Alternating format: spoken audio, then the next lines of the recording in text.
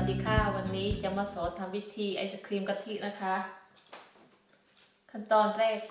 เรามาผสมแป้งข้าวโพดกับกะทิไว้ก่อนนะคะ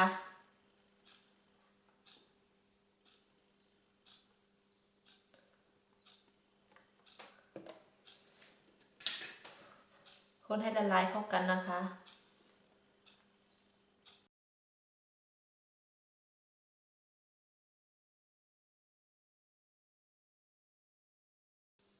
อันนี้ก็พักวางไว้ก่อนนะคะ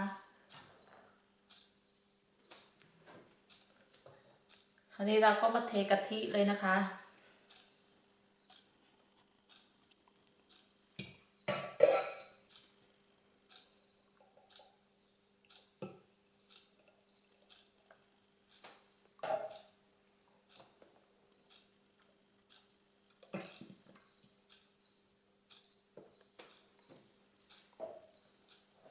ตามด้วยน้ำตาลค่ะน้ำตาลประมาณ100 กรัมค่ะ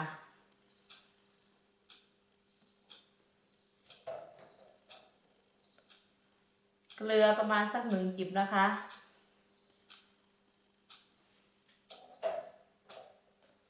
แล้วก็ผงวานิลลา1 ช้อนชาค่ะ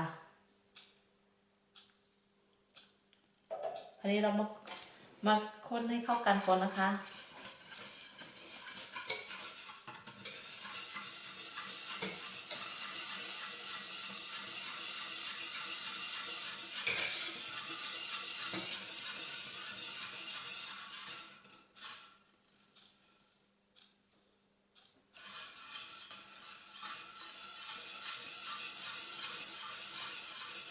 แล้วก็เท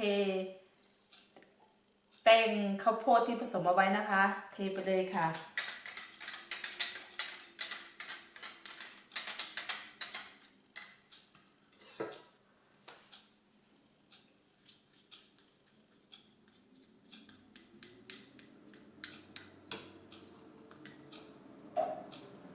จะคนให้เข้ากันนะคะแล้วค่อยเปิดไฟค่ะ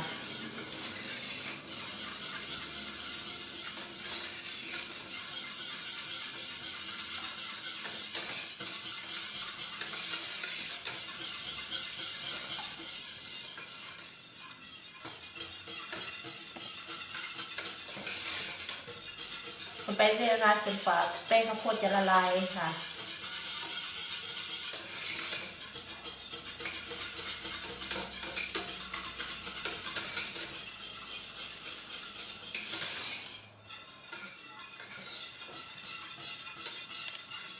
เปิดไฟประมาณปานกลางนะคะเพื่อไม่ให้กะทิแตกมันนะคะแล้วก็คนไปเรื่อยๆค่ะจนกว่าแป้งข้าวโพดจะสุกเข้ากันกับกะทินะคะ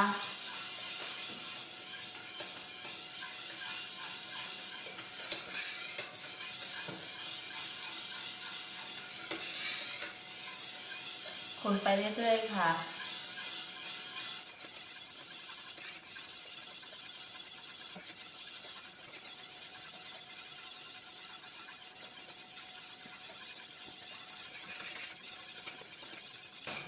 ตอนนี้แป้งก็ละลายดีแล้วนะคะเข้ากันกับกะทิ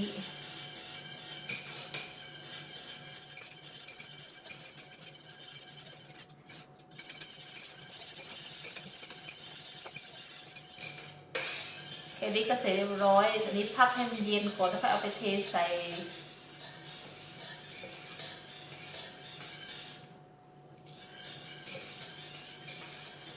่กระป๋องนะคะ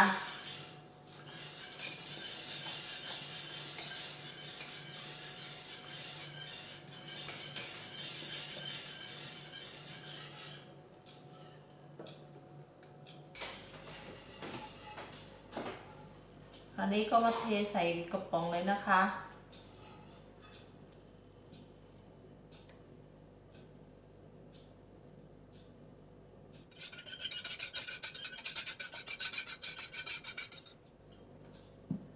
คราวนี้เอาไปแช่ไว้ประมาณสัก3-4 ชั่วโมงนะคะถ้าให้ดีที่สุดแช่1 คืนเลยค่ะดี